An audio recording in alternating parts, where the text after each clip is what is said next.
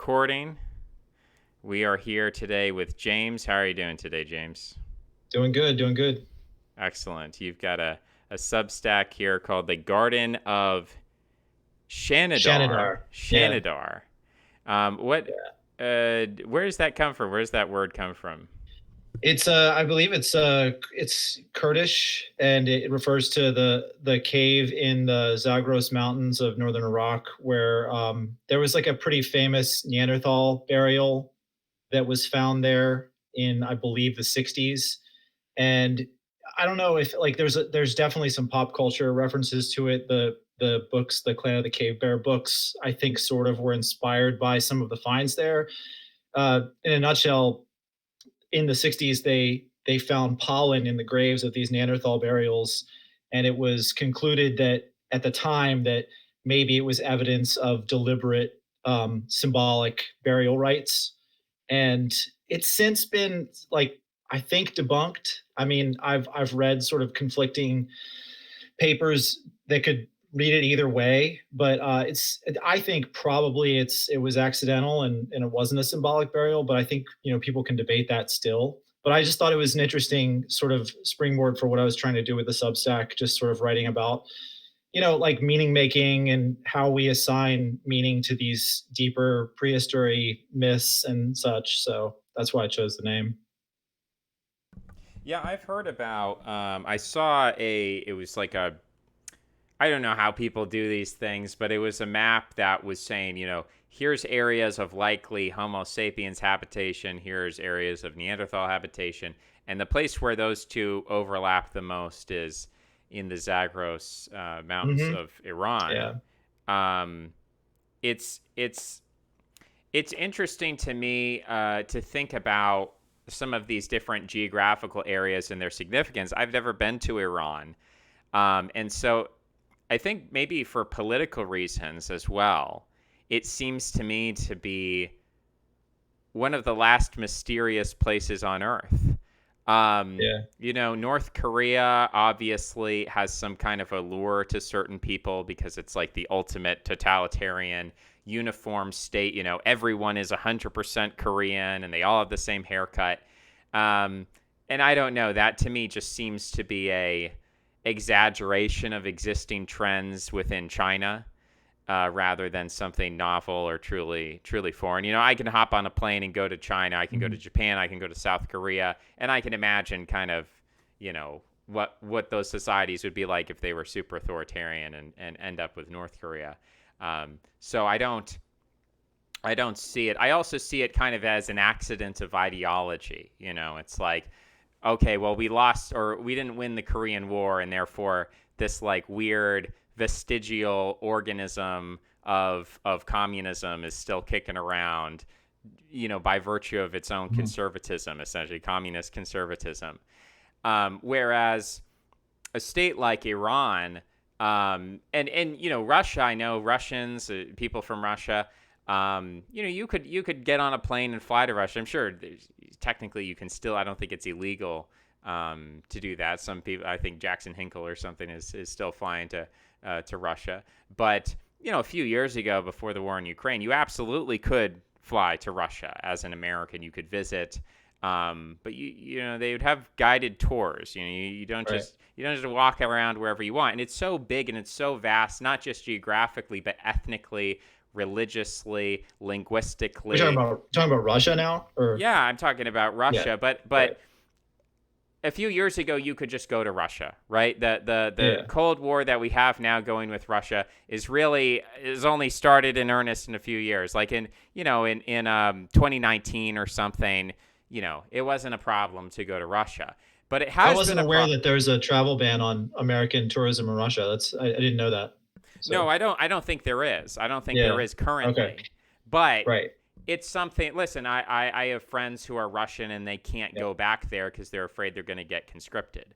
So it's Yeah. just it's Yeah. a different that has changed, and I think that there is a degree of a mystical quality that is probably going to surround Russia as a result of this semi Cold War that's emerging. I see what you're saying. Yeah. I mean, I think when we as Americans look at these sort of authoritarian governments like Iran, North Korea, Russia. Yeah, I've never been to any of those places. I'm familiar with the history of Russia and Iran more than North Korea, but I'm certain that I have pretty preconceived notions about what the culture's like in all those places that are probably wrong. And you can only get that kind of in-depth knowledge if you go there. And I work construction, and I work with a lot of guys who are Russian and Ukrainian, so that's been pretty interesting in the last few years to have discussions with them about that. And there's definitely like a lot of diversity of viewpoints about the war in Russia, even between guys from Western Ukraine, Eastern Ukraine, Russia. So there's just so much going on there. Yeah, I guess my point was to kind of compare and contrast some of these places, and say that I think that for me Iran is like one of the most mystical Yeah, and unexplored territories on the planet. Like even more so than Antarctica, because Antarctica is kind of barren and doesn't have people living there supposedly. mhm. But Iran, it's like you're almost dealing with like a breakaway civilization in a world where markets, global markets have made things so homogeneous. I can go to a country around the world and they're going to be listening to American pop songs. They're going to be on the internet. They're Mhm. going to be speaking English. And then Iran is like this like alternative vision. Now, that's not to say that it's a good alternative vision necessarily, Yeah, but it is almost like I feel that we learn more about human nature by seeing the full spectrum of what we're capable of as a species than if we shut off our eyes to those differences and just focus on, okay, what do Americanized people, yeah, how do they act, how do they believe. It's like I think we could learn more about the true essence of what it means to be a human if we focus on the people who are the least like us. And I don't even know that Iranians as people really qualify for that, on an individual level. Like I've met Iranians who are like, oh yeah, mhm, I'm kind of a liberal and Iran's kind of like yeah, a theocracy and whatever.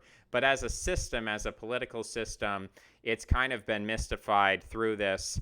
And it's sort of, there's something alluring. I think this has always been, if you're, if you're kind of a deviant, if you don't fit in with the rest of society, and then you turn on the news and they're like, this is the axis of evil. I remember yeah, the George Bush years, and they were like, we need to nuke North Korea. We need to nuke Iran. right, And I just remember as a kid thinking at the time, uh, well, I just instinctively like these people because I yeah, feel sort of apart from the rest of society. I feel alienated from society. And so if you're telling me that we have to like genocide some foreign group of people who I've never even seen, never even met, I'm like, I'm curious about these people. Like I want to learn who they are, and I feel kind of a natural affinity for, the out group, for the enemy. yeah.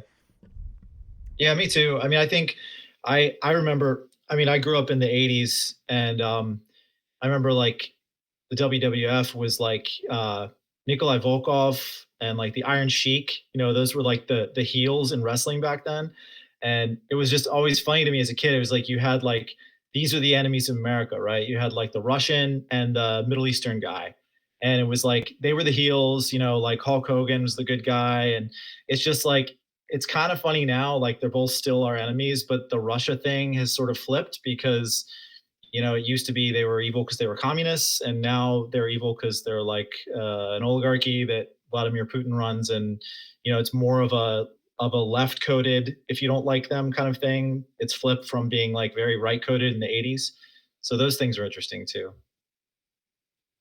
Yeah, I certainly. I guess as time has gone on, I feel more that um, my kind of childish attraction to the out group that I projected upon, foreign governments or something, is just as reactionary as the people who would say, "Oh, we just got to bomb them," because Yeah, I saw it yeah, in the news, right? So, I guess I think the reason why I bring it up is kind of to say that to tie it in with some of the things you talk about is that our conception of mythology and of a holy kingdom, like in the Mahabharata, Mhm. Arjuna has to go into the Himalayan mountains, Right. and you read about this location, and it's this. The best pop culture reference I have is like Avatar. It's like walking around in the Avatar land. It's this Elysium. It's this paradise, and it's very. I want to make sure I haven't lost you as well because you're frozen on your camera. But I'll pause this. Yeah. So essentially, what I'm trying to connect here is this concept of like modern scientific archaeology and mythology. There is, empirically speaking, areas of the globe that are important for human prehistory, cultural development, technological development, and genetic development. So the Zagros Mountains, or the Fertile Crescent, or the Balkans, which I'm a big fan of the Black Sea area and the Balkans, Mhm. that I think are way understudied given the amount of evidence we have regarding the significance of those regions. Other people would look toward the Yellow River Valley. Other people look at Mesoamerica. Obviously the Ethiopian highlands of Africa have been cited as the birthplace of humanity by out of Africa theorists. And then you get people from India who think that the Indo-European languages originated in the Indus River Valley. Right. So there's so many, and even the Dravidian languages, they have their own history with the Zagros Mountains. The biblical history talks about the Caucasus or Mount Ararat in Mhm. Anatolia as kind of the landing point for Noah and his sons. So people have been interested in human origins forever. And the Bible, I think, represents a genealogy. But other cultures, the Greeks had their own genealogies of how humans were descended from gods, where those gods came from. The Norse had their own genealogies. Yeah, people are really interested in this. We have a psychological need, whether that's we're acculturated, or there's some kind of biological or human nature where we just in our souls we want to know where we come from, and so to think that there is like this hollow Earth or Hyperborea or Martians or Moon people or mole people, that there are these Atlanteans, that there are these Lemurians, and so on. And I think that actually motivates, maybe in an unconscious way, all of this publicity around Elon Musk and going to Mars. Logistically, if you want to found a new colony, we've got a place that's really easy to get to. It's really cheap. It's cost a few $1,000s. It's called Antarctica, and you can put a little base. We have bases in Antarctica, and so if you're really interested in, like, I want to find a new place that's uninhabited where we can like start a new civilization. Well, there's an entire continent. It's a lot cheaper to build housing in Antarctica and to get resources over there. In fact, there are hydrocarbons under the ice, so you could even start drilling for that. There are legal issues. It's actually illegal under international law to drill for oil in Antarctica, but maybe that'll change in the future. Have And you ever read Dan Yak, the book Dan Yak? tell me about it. It's this guy is a French author, Blaise Cendrars. I read it years ago. It's I believe he was writing in like the 30s or 40s. It's really a bleak book about like a mission to Antarctica. These guys just go on like, I think it's an oil. It's a long time since I read it, but basically they all lose their minds and go completely insane in Antarctica. So that's just kind of like what I feel like would happen, especially if Elon Musk were involved. But Well, that reminds me of H.P. Lovecraft and yeah, his concept of the archaeological investigation leading to total right, insanity. right. Um, and I think that's an interesting metaphor for the contradiction that occurs as we begin to discover more about, through science, we discover about our past, we discover where we come from. And I think in some ways it represents this contradiction or this paradox of on the one hand, we want to be scientific, we want to be truthful, we want to dispense with superstition and mythology and be rational. But on the other hand, it seems like the deeper our curiosity takes us into these unexplored places, um, it's actually there's this sense of horror, and Lovecraft always depicts it. The Lovecraftian creature, the Cthulhu, Right. is always this slimy primordial creature. It's like this sort of trillion-year old, the old ones, the old gods. And I think what Lovecraft is, maybe from a Jungian analysis, what he is trying to represent is the idea that within human nature, although we think of ourselves as kind of in an Apollonian sense, we think of ourselves as these like clearly defined, rule following, moral, rational, well, we just look at the options and we put it in the calculator and we figure out which one to do and so on. I think the Lovecraftian creature is indicating that when you go deep enough into the subconscious, when you really investigate human psychology, you're going to find these primordial pre-rational forces that are horrifying. And I think so. From my interpretation of Lovecraft, he's really he's writing these psychological thrillers that are kind of based on Freud, and of course Freud's based on Nietzsche. So it's you're looking into the abyss of your own soul, and then this creature sort of looks back at you out of the darkness, and you realize there's this Yeah. shadow self that you've been ignoring, that's been like this subterranean thing that's been around. You've been alive for a few decades, but there's this primordial thing that you're participating in, or that's sort of underneath. And be careful, because if you get too curious, you're going to bump up into this thing, and it can totally make you crazy. And I Yeah. think that's not just true for an individual, because a lot of did Freud go crazy at the end of his life? No, I mean Nietzsche had some mental illness, but maybe that was genetic. Maybe it wasn't caused by his ideas. But I think at the collective level, the collective unconscious, there's an argument to be made that as we attempt to secularize culture and understand ourselves through science, we're kind of teetering on the brink of like, poking behind the curtain and seeing something really ugly and it's becoming harder and harder to hide those ugly things. Yeah. Camille Paglia talks about this. She has the metaphor of, the Mother Earth. Oh, Mother Earth is so nice and nurturing and beautiful, and she just takes care of us.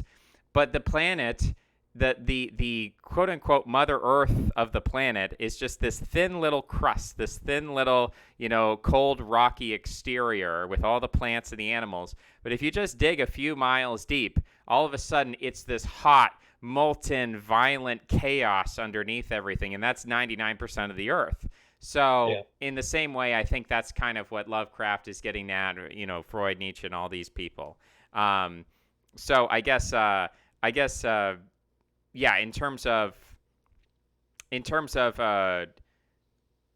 you're referencing that in terms of Antarctica, Mhm. and viewing. But whereas Elon Musk says, "Oh, if we went to Mars, it would be fantastic. We get to do everything Right. right this time. We could Yeah. undo all the original sins of man. It'd be like returning to the Garden of Eden." Whereas you're Right. saying, no, actually, people tried to go to Antarctica and they went crazy. And that's how I kind of Yeah. interpret that from a mythological perspective. Yeah, I think I'm really fascinated by all that kind of that's really what drives it for me is in wanting to learn more about human prehistory, that there's so much projection involved, right?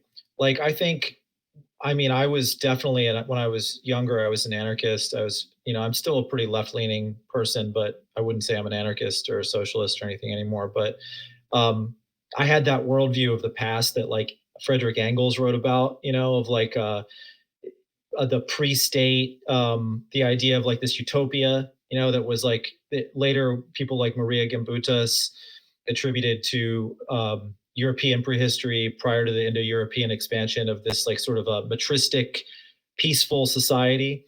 And I think so, people are always projecting onto the deep past because it's like a blank canvas. You can make it whatever you want. But obviously, like now we're able, and I kind of write about this a little bit on my Substack.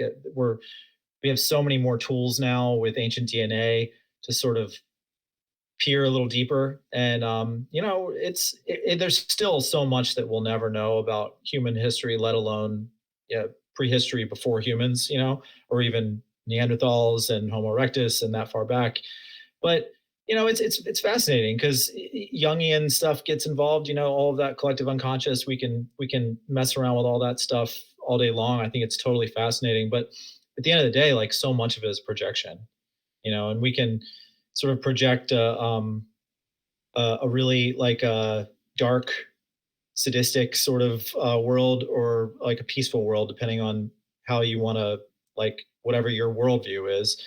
But I mean, I lean a little bit more towards that it was a pretty dark and chaotic time. The more I learn about it. Yeah, that's interesting.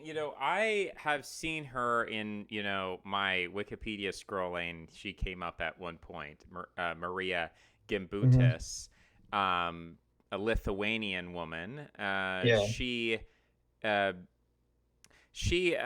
I guess that hypothesis about the pre-Indo-European, old European civilization as being peaceful, that's something I spoke about with Andrew in terms of those snake cults. yeah, that was a really As interesting discussion you guys had. I enjoyed that one. Yeah, I felt like I was really excited, but I was also like face palming because I wrote I I wrote this article, and it's actually I'm gonna publish it on Halloween, Mhm. um, which is about the idea that there are these snake cults and so on, and going into that. And I'm like, I really wish I had his theories and was reading his stuff before I started this, because I think I Yeah, would have, cleaned some things up and brought some more things in. And I was just like, it is what it is. But I'm glad I'm having the conversation now. And we talked a little bit about, the influence of Terrence McKenna. And I was kind of like, hmm, before Terrence McKenna, was anyone hypothesizing that drugs played a role in terms of the origins of human consciousness? And I still haven't found the answer. I wouldn't definitively say that he was the first one. I know that there were anthropologists who were studying the fetish object, and the idea of sacred rites, and there were documented, okay, alcohol is used and these certain drugs are used. So of course, saying the evolution of consciousness is a little bit different from the evolution of religion, because you're yeah, almost, when you say that consciousness evolved, you're almost arguing that there was something materially and biologically that changed about the human brain in a particular place at a particular time. That yeah. that almost it's sort of a primitive gene editing, and he talks about this, of course, in the book, saying, the apple in the Garden of Eden, or the elixir of life, or the fountain of youth, or in Norse mythology, they have the apples of immortality. Mhm. So there is this indication that ancient peoples had this association between consuming a certain substance or a certain plant and gaining some kind of secret knowledge. You know, it's difficult. It's difficult to understand, even as I was, talking with him about the image of the dragon as as an image of the snake, and as that relates to the venom of the snake, and its hallucinogenic properties. I caught some of this debate between Richard Dawkins, or it was more of a conversation, but Richard Dawkins and Jordan Peterson. And Peterson's going over the greatest hits, so like, here's what this is, this symbolic, this Jungian thing. And he talks about the dragon as kind of a combination or a meta category of the predator. And I was like, yeah, that's, I think both things could be true at once. I think you can kind of combine and syncretize symbols for multi-layered purposes, and one of those can be sort of an empirical, this animal literally has this venom that has this material effect, and then Mhm. also it's kind of the meta category of the predator.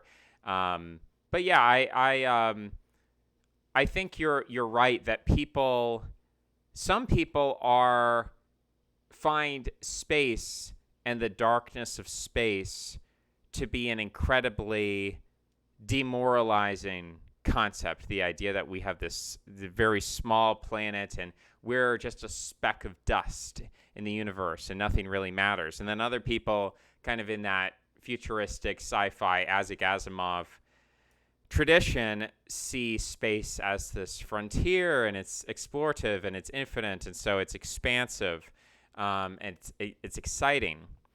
Yeah, I mean, I guess I see.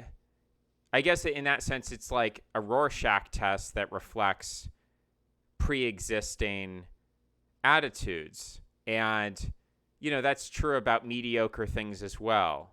When you're talking to a girl and she rejects you or something, do you get depressed and walk away, or do you see that as a challenge and you turn it around or something?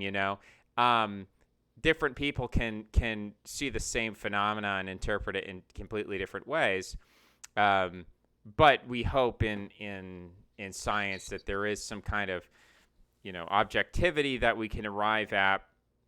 I wrote an article. I don't know that anyone has read it because it was one of the first articles I ever wrote before I had any sort of audience at all. But it was referring to the European origins of the human species as opposed to the African origins, and talking about the evolution of bipedalism, the evolution of the cranium, the evolution of tools, and saying that we have just as much evidence, if not more, that these three traits developed in the continent of Europe, loosely speaking, rather than the continent of Africa. And or perhaps Saudi Arabia or somewhere around there, well, maybe. I mean, those I'm three, not I'm sure. talking about those three Yeah. specifically. So with Hmm. regard to stone tools, there's a cave in Georgia, the country of Hmm. Georgia, in the Caucasus, where at exactly the same time, you can't say it's 1.7 to 1.8 million years ago. It's at the exact same time. I think it's pronounced the Acheulean or Acheulean culture of tool making. That the Yeah, exact it's same a time. huge tool industry that lasted for several thousand years, if I'm not mistaken, right? Right. So the question Yeah. is, we're discovering new evidence every decade. There Hmm. hasn't been a decade that's gone by in archaeology where we don't discover new things. So most Hmm. assuredly, we're going to discover new things in the future. And is there going to be an even older site that's going to show, actually, this one's from 1.9 million years ago, or, Yeah.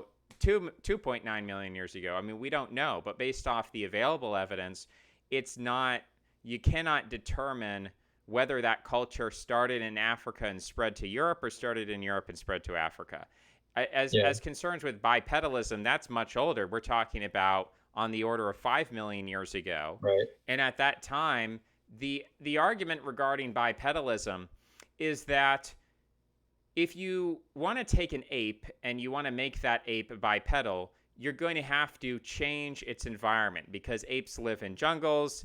And when you're in a jungle, it makes sense to have this upper body strength where you can swing from trees. Mhm. You're walking on your knuckles because you're not just running in a straight line. There's too many obstacles in the way. There's too much to navigate. And so it doesn't make sense to be an endurance or persistence hunter where you're just running after a herd of buffalo. Buffalo don't live in the jungle, right?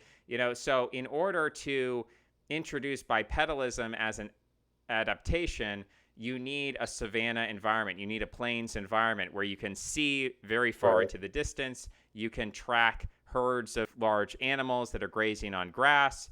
And then, you eventually catch up to them because you're bipedal, and it's a much more, if you're on a flat surface like the steppe or the plains or something like that, then bipedalism is a very efficient means of locomotion. Like the ostrich is one of the Mhm. very few bipedal creatures in the world, and it also lives on a savanna. So bipedalism and this kind of flat area where you can see far into the distance seem to be connected. And at that time, where we have the earliest evidence of bipedalism, I think with Grycopithecus, which refers to Greece because it was found in Greece. I think it's 5.3 million years ago or 5.4. And at that time, there are plains in Greece, the plains of Thessaly, and at that time, it was a much hotter environment in Greece to the point where it was a savanna environment. It was similar to the savanna we find in Africa today. So it makes sense that, if it was that sort of environment, then that's where it would develop, and that's where the earliest evidence we have of that lower respiratory, the bone structure of the ribs changes to allow for essentially belly breathing. So it shows that we're not hunched over anymore. We're standing up erect with Grycopithecus. And then the third thing, besides the tools and the bipedalism, is the cranial structure. And the earliest evidence we have for a modern human cranial structure with basically, instead of having I always mess this word up, but prognathism. Instead of having our frontal and lower mandible at a very, I guess it would be a higher angle. I always mix up whether it's a high or low angle. But anyway, it's more prominent coming out from the skull. When that starts to recede, there's rostrus is the root of the word. Brevirostris is the name of the specimen. And brevi means short. Rostris refers to the nose.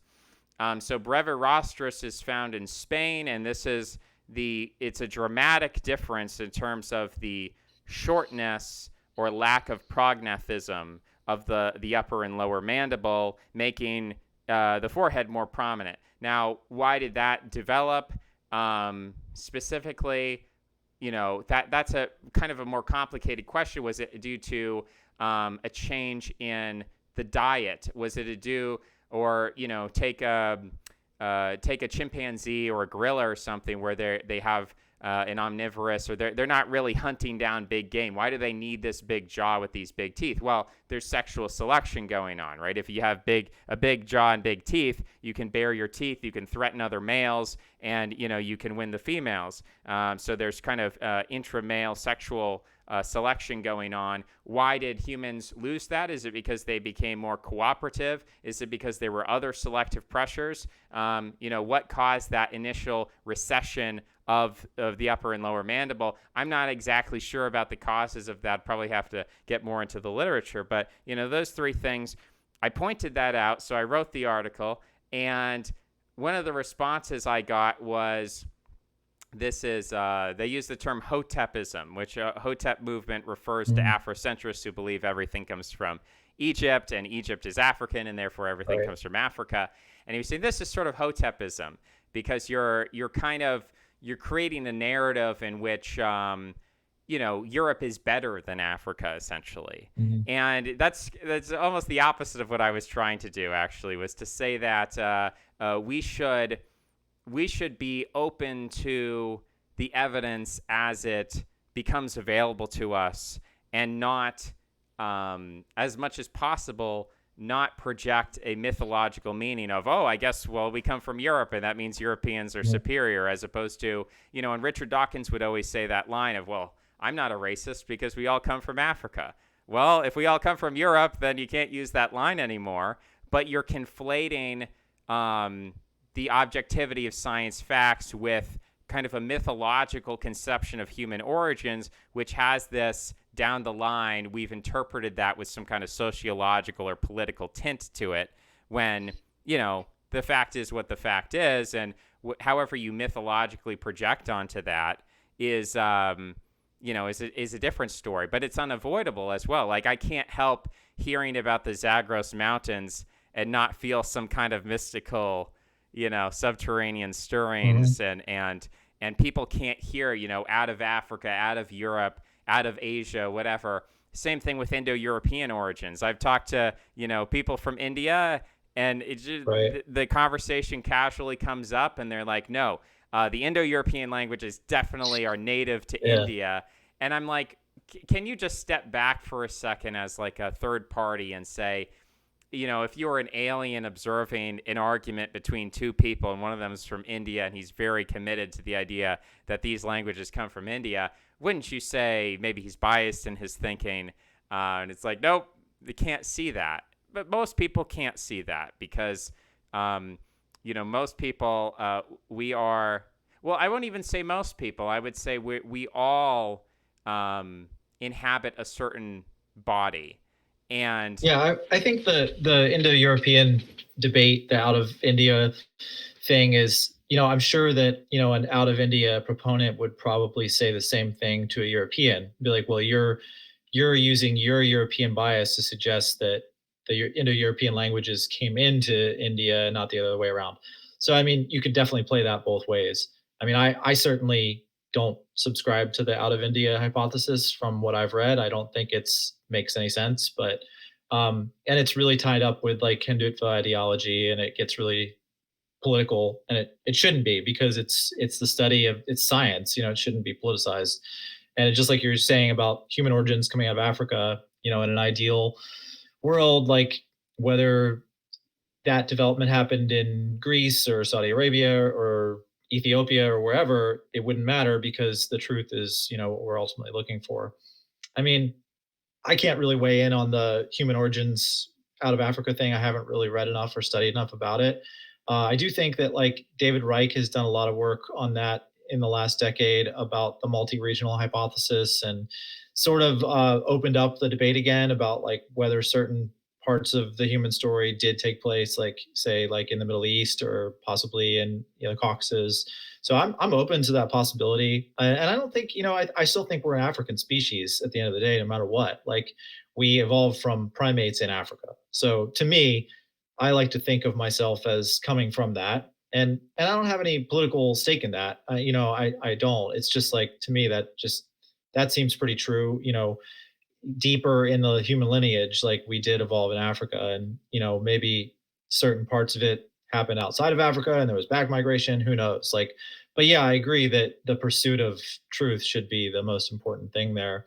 I mean, I think the Indo-European stuff is fascinating. I've always been fascinated by it, and it's super politicized because as you know, like the Nazis used it in a way that was sort of like justifying the occupation of Poland at a certain point because of the corded ware archaeology. And that's like a hot mess because it's like that shouldn't have any bearing on like whether or not you invade a country. Like that's ridiculous. But that stained it. And then you had this whole period of archaeologists sort of like shying away from the idea that there was any migration at all because it ruffled people's feathers because it was associated with Nazis. And then it really wasn't until, Reich's lab and others like published their findings in the last 10 years that it's pretty much like it's a slam dunk now that there was massive migration into Europe and into India. And that's what led to the spread of the genetic group that's affiliated with Indo-European languages. So, I mean, but yeah, it's like it shouldn't be politicized. It's just science. That's the way I think we should look at it. yeah, it's tough. I think there is a scientific ideal that you ultimately can't like refute the ideal. We recognize how our own particular biases are going to, for instance, I'll say with regard to human origins or any archaeological study, Indo-European origins of consciousness, whatever. If you're committed to a particular region because of some pre-existing notion, you're going to spend all your money focusing on that region, and you're never going to look Mhm. other places. Right. And so, like, rather than putting all your eggs in one basket, saying, well, you know what? We want to figure out human origins, and so we're going to send one team to Africa, one team to Europe, one team to Asia, and so on, then you're much more likely to give the question a fair shake. Then well, we already know it come from Africa, so we'll just spend more Mhm. money doing archaeology there. So Right. there's a lot of biases that are, they are they're we're always going to, I think, attach political significance and even religious significance to questions of human origins of any type, whether it's humanity as a whole, whether it's a particular branch or a language family. That's always going to happen because, the question of where you come from, the blood in the soil, as much as we like to think that we have gotten away with that, we've gotten away from that, and we Yeah. have abolished that. Um, we haven't ultimately abolished that, and it's still something. I mean, people who are adopted, they want to know their parents. Yeah. People who are, if your mother received sperm from a sperm donor, people want to know who that sperm donor was. They want to know where he came from. So this is something that, again, is this like hardwired genetically into people to want to do this, or is this because of millennia of like biblical history placing an incredible amount of value upon genealogies that Mhm. every aristocracy justified itself saying we are the descendants of such and such, and that's why we Mhm. have all the power. And so when that's the mythological structure behind almost every single society in history up until very recently with democracy, republicanism, and so on. But almost every single aristocracy throughout history has said, we're in power because of who we're descended from. Then you should expect people to attach like a large amount of political significance to the question of where we come from and who's descended from who and so on. So, in terms of those, you talked about that migration. I just wanted to Mhm. offer I'm maybe not as well studied in his work, David Reich, as you are. But when we talk about mass migration, I wouldn't deny that offhand. But um, I guess sometimes I wonder what the exact scale of that was, and how we're Mhm. measuring that and what evidence we're using. Because, for instance, you could say the Bell Beakers in Britain. You could say, well, before the Bell Beakers invaded, Britain had this genetic, signature or whatever, and then after they invaded, there was it was a 90% population replacement. And so one theory is that, well, if there were 100,000 people or wherever the number was living in Britain, then that means that 900,000 bell beakers must have come onto the shores and invaded Mhm. and replaced people in that way by overwhelming them with sheer numbers. But there's a different hypothesis aside from the migratory hypothesis and other, there's the intermarriage hypothesis. There's other hypotheses, but one that I would state is kind of a differential reproductive hypothesis, which is that you have initially a small group of people, um, but if the native population has a lower reproductive rate, and we're talking about subsistence agriculture where child Mhm. mortality is high, and so effectively their population. Actually, a good way to illustrate this is to look at the feudal era in Europe, where the average fertility of the peasantry wasn't actually that high. And because of child mortality and other factors, deaths due to disease, that population was actually shrinking over time. Even though it was 90% of the population, it was ultimately shrinking over time. And because of primogeniture, where the aristocracy would have, Yeah. 8 children per woman, because of primogeniture, the eldest son would get everything. The other sons, they might get something, but they're clearly downwardly socially mobile, and they Mhm. might be able to claw their way back up. But that pressure is automatically kind of pushing people down and ultimately to the point where they reach the peasantry. And so, genetically speaking, over time, due to that differential reproductive right, the aristocracy replaces the peasantry. The peasantry Mhm. essentially dies out and is replaced by the descendants of the aristocracy. And that's one way to model those Indo-European migrations, is that they established an aristocracy, created differential reproductive rates, and eventually replaced the population that way, rather than having a mass migration. But David Reich might employ some evidence that would I shift think my opinion. there's room for that hypothesis. I think that there's sort of, from my reading of it, it sort of varies place to place. The initial corded ware expansion out of the Eurasian steppe was perhaps, there's definitely like a significant replacement that went on with the Neolithic farmers in Poland there, but I've read some stuff recently that it might have been more female mediated, which is really interesting. Like the sort of like stereotypical image of like the steppe nomad, like horseback, all of that, this like idea of like the male militaristic thing. That, I mean, I think that's the horses thing is a whole other discussion, but I think that like that probably was true. It was definitely for the most part male driven, like the war bands and such. But apparently there's like some DNA data now that like it was more female mediated initially in the corded ware, the first expansion, which led to the bell beaker. So I think there's room for that in Britain. You know, yeah, like there's a massive population replacement that is there, but it could be a sampling bias. There's like so many other things that could be at work, and your theory could certainly be true also. I mean, you Yeah. just don't know. Yeah. The But I other mean, the thing. more Oh, go ahead. well, the more samples that come in, like the clearer the picture gets, obviously. And I think that's what's happening now, which is really fascinating. I mean, I think it's like I don't I'm not a geneticist. I read the literature, but I have a very like layperson's understanding of it. So, you know, I understand about what a layman could on the data, but like it seems like the more samples they're getting, the more clear the picture becomes, which is really interesting. It's totally a fascinating time to be studying this stuff.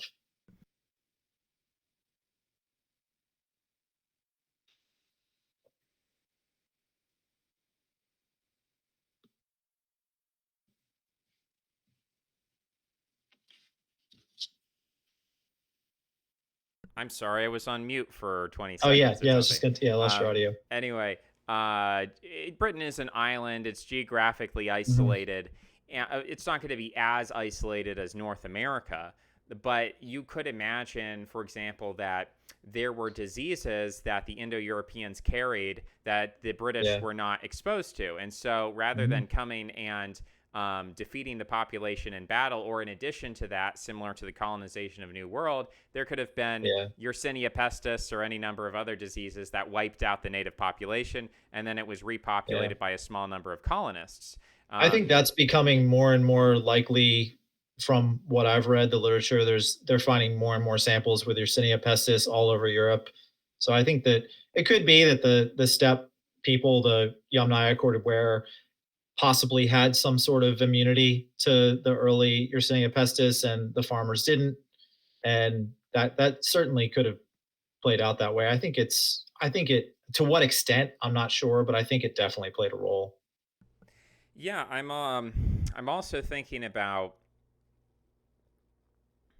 in terms of the god Apollo, which is, I guess, a relatively late god in certain senses, so it's Mhm. difficult to understand, Do you think what. Apollo is a pre-Indo-European deity? I don't know that much about Greek mythology.